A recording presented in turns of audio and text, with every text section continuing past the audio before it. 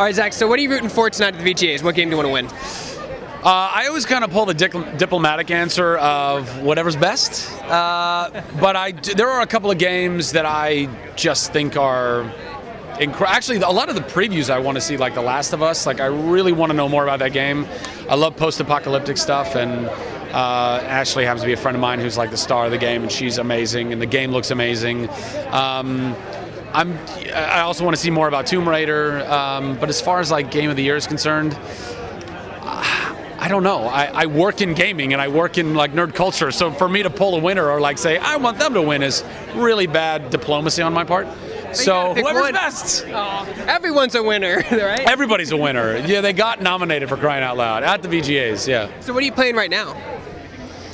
Gosh, what was I playing? I was playing Darksiders 2 for a while, and then I got to a place in the game that just infuriated me beyond belief, so I had to put that down.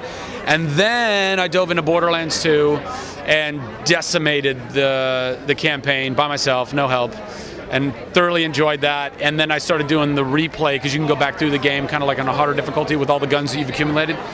So I've been playing that. That's really fun. The guys who make Borderlands are just on it.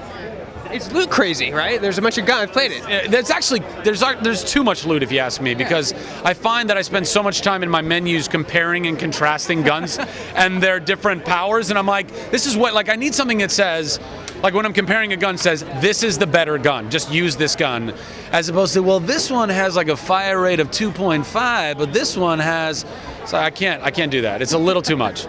So, but it's still an amazing game, incredibly huge, very long. And then some Black Ops 2, I've been playing a little bit of that. I got Assassin's Creed 3 and Halo 4 waiting for me at the house that I just haven't even been able to tap into yet, but video games are incredible now. You can pick up almost any title and they're always like, wow, this is amazing. What did you play back in the day when you were younger? What did I play? Yeah, when you were like 15, 16?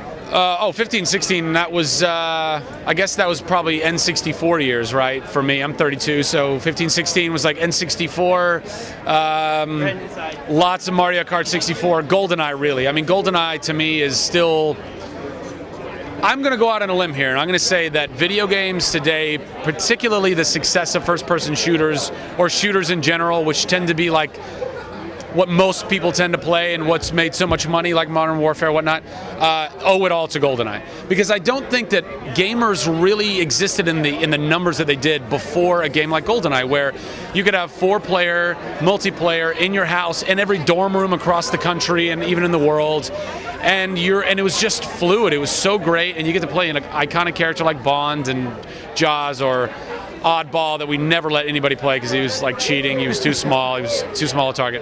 Unless he was a newbie, then we like, oh yeah, be Oddball, be Oddball. Yeah, no golden gun and no hat throwing. Yeah, exactly. But so yeah, like N64 when I was in high school, 16 years old, GoldenEye for sure.